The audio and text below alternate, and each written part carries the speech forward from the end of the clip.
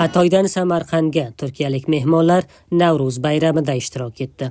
Qardosh Turkiya Jamhuriyati Xatoy viloyatidan 160 mehmon, jumladan Turkiya zilzilasidan zarar ko'rgan oilalar O'zbekistonga sayohat qilib, bahorning kirishini bildiruvchi Navro'z bayrami tantanalarida ishtirok etdilar. Mehmonlar O'zbekiston Jamhur raisi Shavkat Mirziyoyev taklifiga binoan bu mamlakatga chaqirilganlar. Mehmonlar dastlab Andijonda mehmon bo'lib, keyin Samarqandga yetib kelishdi.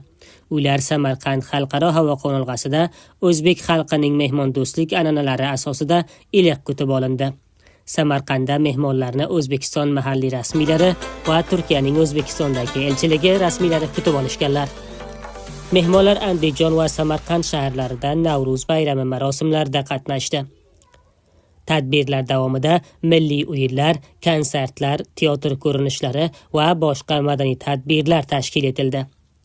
O'zbekistonliklar mehmonlarga milliy taomlarni taqdim etdi va rang-barang an'anaviy kiyimlarni sovg'a qildilar.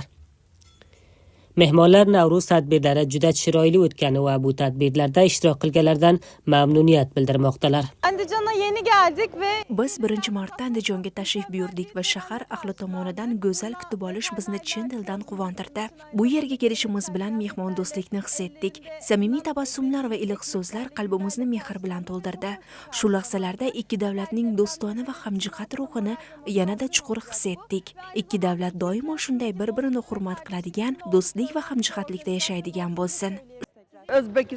O'zbekistonga kelganimizdan xursandmiz. Bizni bu yerga taklif etishgani uchun rahmat aytamiz. Bizni chiroyli kutib olishganidan juda mamnun bo'ldik. Hammasi uchun katta rahmat. Ushbu tashrif O'zbekiston va Turkiya o'rtasidagi do'stlik va madaniy hamkorlik aloqalarini mustahkamlashga xizmat qiladi.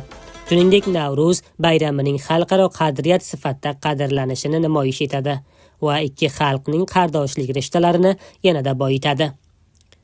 Eslatib o'tish lozimki, O'zbekiston Jamhur raisi Shavkat Mirziyoyev Turkiyada bo'lgan so'nggi safarda 6 fevral Turkiyada yuz bergan falokatli zilzila qurbonlari uchun O'zbekiston tomonidan Xatoy viloyatida qurdirilgan uy-joy shaharchasini ochilishiga Navro'z bayramini xatoylik qardoshlar bilan O'zbekistonda kutib olish taklifini ilgari surganda, bu taklifni Turkiya Jamhur raisi Rajab Tayyip Erdo'g'on xush qarshilagandi.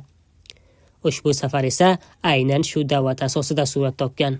Qardoshimga bir taklifim bor, agar rozi bo'lsalar, Navro'zni 5 kunni O'zbekistonda olib ketsak, hammamiz shu yerga olib borib, bularni kutib olib, samolyot yuborib, O'zbekistonda bir 5 kun O'zbekistonga hamma shaharlarni ko'rsatib, tariximizni, birligimizni, o'zligimizni bir ko'rsatsak.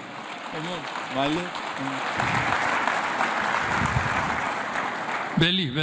bilasiz, Turk millati O'zbek millati bilan doim hamdo'stlikda, bir jihatlikda yashab kelmoqdamiz. Biz bundan juda ham xursandmiz va barcha o'zbekistonlik va turk millatlarini, butun O'zbekistonni Navro'z bayrami bilan chin ko'ngildan tabriklaymiz. Mamlakatimizda katta bayram. Bu yerda mana ko'rib turgan bo'lsangiz, mana arqon tortishlar, o'zimizni qadriyatlar tikilib, qozonlarda sumalaklar qilinyapti, oshlar qilinyapti, o'zgacha o'tyapti. Har yilgidan bu yil prezidentimiz aytgan Bobur shahrida bayram boshqacha bo'lib o'tyapti. Shu munosabat bilan butun mamlakatimiz fuqarolarini Navro'z bayrami bilan muborakbod etaman.